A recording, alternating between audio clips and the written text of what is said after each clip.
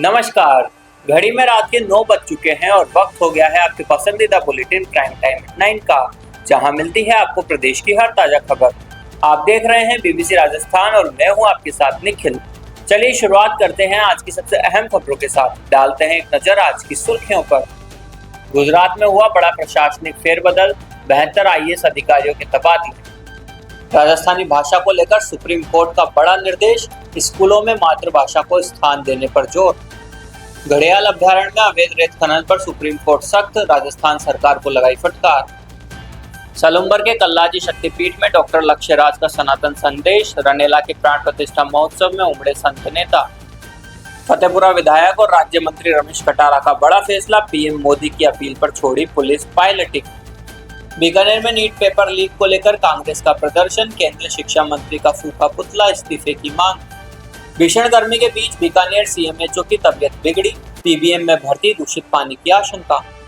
राजस्थान में 2 दिन का मेगा नाकाबंदी अभियान, 71 से 85 एमवी एक्ट में कार्रवाई, अवैध बजरी पर प्रहार। तो ये थी आज की बड़ी सुर्खियां। बढ़ते हैं खबरों की पूरी रिपोर्ट की ओर विस्तार से।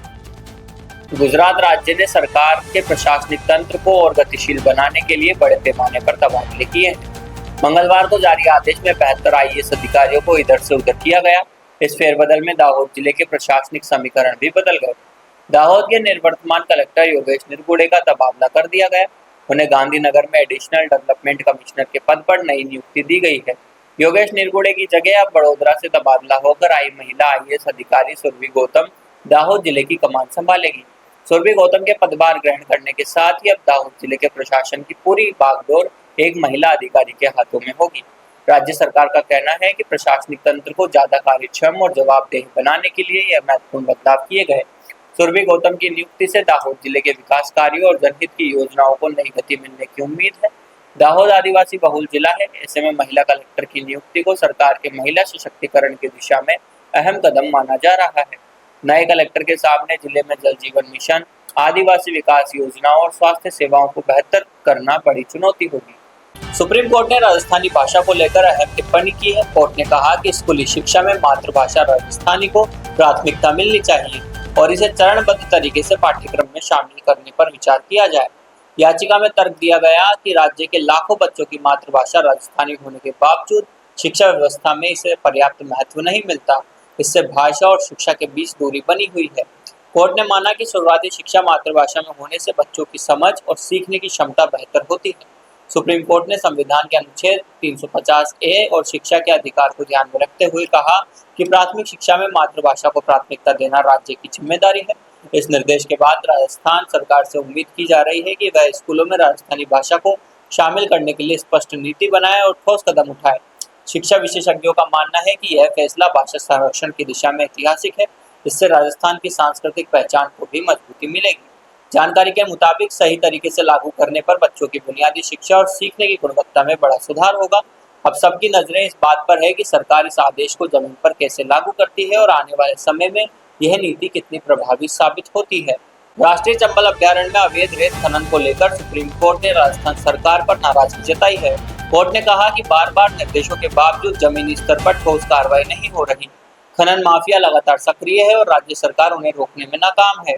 यह मामला चंबल नदी क्षेत्र में घड़ियाल और अन्य संकटग्रस्त प्रजातियों के संरक्षण से जुड़ा है। अवैध खनन के कारण इनके आवास पर गंभीर खतरे पैदा हो रहे हैं। खनन गतिविधियां न सिर्फ पर्यावरण को नुकसान पहुंचा रही है बल्कि कानून व्यवस्था पर भी सवाल खड़े कर रही है। चंबल अभ्यारण्य मध्य प्रदेश, उत्तर प्रदेश और राजस्थान तक फैला है। 3 राज्यों की जिम्मेदारी होने के बाद भी प्रभावी कार्यवाही नहीं हो पा रही है। कोर्ट ने संकेत दिया कि अगर जल्द सुधार नहीं हुआ तो सख्त कदम उठाए जा सकते हैं।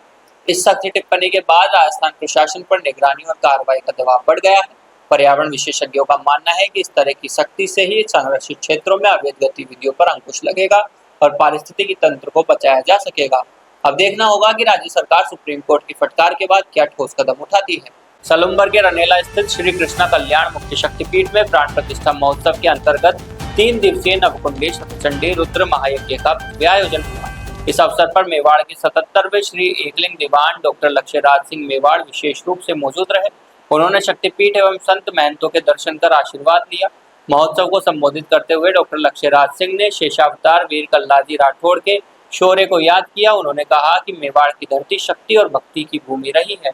उन्होंने बताया कि उनके पूर्वज महाराणा उदय सिंह के प्रमुख योद्धाओं में कल्लाजी राठौड़ का विशेष स्थान था।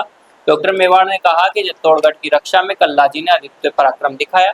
घायल जयमल की अंतिम इच्छा का सम्मान करते हुए कल्लाजी ने उन्हें कंधों पर बिठाकर युद्ध किया। चित्तौड़ दुर्ग के भैरव पोल के पास बनी कल्लाजी की छतरी आज भी उस वीर गाथा की साक्षी है। उन्होंने धार्मिक आयोजनों को सनातन परंपराओं और सांस्कृतिक मूल्यों के संरक्षण का आधार बताया। कहा कि ग्रामीण अंचलों से श्रद्धालुओं की सहभागिता ही ऐसे आयोजनों की सफलता है। कार्यक्रम में साबला धाम के अच्युतानंद महाराज, सूरजकुंड के अवधेशानंद महाराज, महंत शंभू सिंह राठौड़, परमेश्वर महाराज समेत कई संत महंत मौजूद रहे। वहीं राजस्व मंत्री हेमंत मीणा, राज्य मंत्री बाबूलाल खराड़ी, सांसद मन्नालाल रावत, पूर्व मंत्री महेंद्रजीत सिंह मालविया सहित कई जनप्रतिनिधि भी पहुंचे। गुजरात के निकटवर्ती फतेहपुरा के विधायक और राज्य मंत्री रमेश कटारा ने देश हित और मित्रता के दृष्टिकोण से महत्वपूर्ण निर्णय लिया। प्रधानमंत्री नरेंद्र मोदी द्वारा ईंधन बचत और सादगीपूर्ण जीवन शैली की अपील को मान देते हुए अब वे पुलिस पायलटिंग का उपयोग नहीं करेंगे। महंगाई और बढ़ते ईंधन खर्च के बीच मंत्री रमेश कटारा का यह फैसला आम जनता के बीच चर्चा का विषय बन गया है। मंत्री ने कहा कि जनता के प्रतिनिधि को खुद से पहल करनी चाहिए। सरकारी खर्च कम हो और जनता को संदेश जाए कि नेता भी सादगी अपना सकते हैं। उन्होंने बताया कि वे अब सामान्य ट्रैफिक के साथ ही आवागमन करेंगे। मंत्री के सादगीपूर्ण और मितव्ययी निर्णय की लोग जमकर तारीफ कर रहे हैं। लोगों का कहना है कि सार्वजनिक जीवन में रहने वाले प्रतिनिधि अगर ऐसे कदम उठाए तो समाज में सकारात्मक संदेश जाता है और सरकारी खर्च में भी कमी आती है। इस निर्णय से फतेहपुरा क्षेत्र में भी चर्चा का माहौल है। स्थानीय लोग मंत्री रमेश कटारा के इस दृष्टिकोण का स्वागत कर रहे हैं। लोगों ने कहा कि ऐसे फैसले नेताओं और जनता के बीच की दूरी कम करते हैं। बीकानेर में नीट पेपर लीक मामले को लेकर कांग्रेस ने जोरदार प्रदर्शन किया। जिला कांग्रेस कमेटी के बैनर तले कार्यकर्ता शहर के मुख्य चौराहे पर जमा हुए। यहाँ नारेबाजी करते हुए केंद्रीय शिक्षा मंत्री धर्मेंद्र प्रधान का पुतला फूंका गया। शहर कांग्रेस अध्यक्ष मदन गोपाल मेघवाल ने कहा कि नीट कोई छोटी मोटी परीक्षा नहीं है। बच्चे कई सालों से इसकी तैयारी करते हैं। माँ बाप और छात्रों की दिन रात की मेहनत के बाद परीक्षा होती है, लेकिन पेपर लीक होने से 22 लाख छात्रों का भविष्य अंधकारमय हो गया है। मेघवाल ने केंद्र सरकार से दोषियों पर सख्त कार्रवाई की मांग की है। उन्होंने कहा कि केंद्रीय शिक्षा मंत्री धर्मेंद्र प्रधान को नैतिक जिम्मेदारी लेते हुए इस्तीफा देना चाहिए। उन्होंने आरोप लगाया कि छोटी बात पर हल्ला मचाने वाली बीजेपी इतनी बड़ी परीक्षा निरस्त होने पर चुप है। कांग्रेस कार्यकर्ताओं ने कहा कि सरकार को जगाने के लिए यह प्रदर्शन किया गया। उन्होंने चेतावनी दी कि अगर जल्द न्याय नहीं मिला तो आंदोलन और तेज किया जाएगा। प्रदर्शन के दौरान पुलिस बल भी तैनात रहा। नीट का एग्जाम हुआ था, उसका पेपर लीक हो गया, जिसमें 22 लाख छात्रों का भविष्य अंधकार में कर दिया।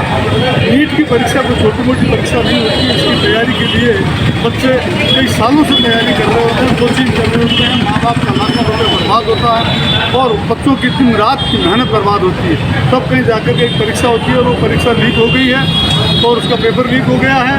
ऐसे में ये केंद्र सरकार की जिम्मेदारी है कि वो जो भी दोषी है उसके खिलाफ कार्रवाई करे और जो मंत्री है इसके धर्मेंद्र प्रधान, उनसे इस्तीफा लिया जाए। ये कोई छोटा मोटा काम नहीं है। जब कहीं छोटी सी बात होती है तो बीजेपी वाले इतना हल्ला मचाते हैं और इतनी बड़ी परीक्षा निरस्त हो गई है और बच्चों का भविष्य अंधकार में, इस पर उनका कोई वो नहीं है। तो सरकार को जगाने के लिए आज हमने धर्मेंद्र प्रधान का पुतला दहन करने का कार्यक्रम रखा है। बीकानेर में प्रचंड गर्मी का असर अब अफसरों पर भी दिखने लगा है। बुधवार सुबह सीएमएचओ डॉक्टर पुखराज साध को उल्टी दस्त की शिकायत हुई। परिजनों के मुताबिक सुबह से ही उनका जी घबराने लगा और हालात बिगड़ती चली गई। तुरंत उन्हें पीबीएम अस्पताल लाया गया। अस्पताल में SP medical college principal doctor Surendra Verma की यूनिट उनका इलाज कर रही थी। डॉक्टरों ने शुरुआती जांच से हीट स्ट्रोक से इनकार किया है। आशंका है कि दूषित पानी या भोजन की वजह से उनकी तबीयत बिगड़ी है। सीएमएचओ डॉक्टर साथ ने बताया कि पिछले 4-5 दिन से वे फील्ड में तापघात से बचाव की व्यवस्थाओं का निरीक्षण कर रहे थे। पीएचसी सीएचसी में राउंड लेकर सारी व्यवस्था सुनिश्चित की गई थी ताकि आम मरीजों को दिक्कत ना हो। उन्होंने लोगों से अपील की कि अनावश्यक धूप में बाहर ना निकलें, सूती कपड़े पहने, ज्यादा लिक्विड लें और घर का बना खाना खाएं। उन्होंने कहा कि मेडिकल विभाग पूरी तरह सतर्क है और सभी व्यवस्थाएं सुचारू है। जी सर, तबीयत बिगड़ी है, क्या कहना चाहेंगे? तबीयत अभी जो मौसम चल रहा है, लू का, तापघात का और टेम्परेचर बढ़ने से और फील्ड में और ज़्यादा टेम्परेचर बढ़ जाता है। पिछले 4-5 दिन से फील्ड का लू तापघात की व्यवस्था देखने के लिए पीएचसी सीएचसी सब में विजिट किया गया और वहाँ सारी व्यवस्था देखने के लिए राउंड लिए गए। तो इसमें सारी व्यवस्था सुनिश्चित करने के लिए ताकि ये जो आज मेरे साथ जो कंडीशन हुई है किसी और पेशेंट के साथ या आम आदमी के साथ नहीं हो, इसके लिए सारी फील्ड की व्यवस्था सुनिश्चित की गई है और हमारे साथ उत्पाद के लिए पूरी सुचारू रूप से व्यवस्था है। और आज मैं मेडिकल विभाग और हमारे यहाँ सहयोगी सबको बता देता हूँ कि हमारे यहाँ मेरी बात सतर्क है। तो जो आज मेरे साथ हुई है वो किसी का व्यक्तिगत हो, आप सूती कपड़े पहने और अननेसेसरी धूप में बाहर ना निकले और लिक्विड ज़्यादा लें और घर का बना हुआ खाना खाएं, बाहर का मत खाएं, जिससे क्या है कि हमें चीज़ से बच सकते।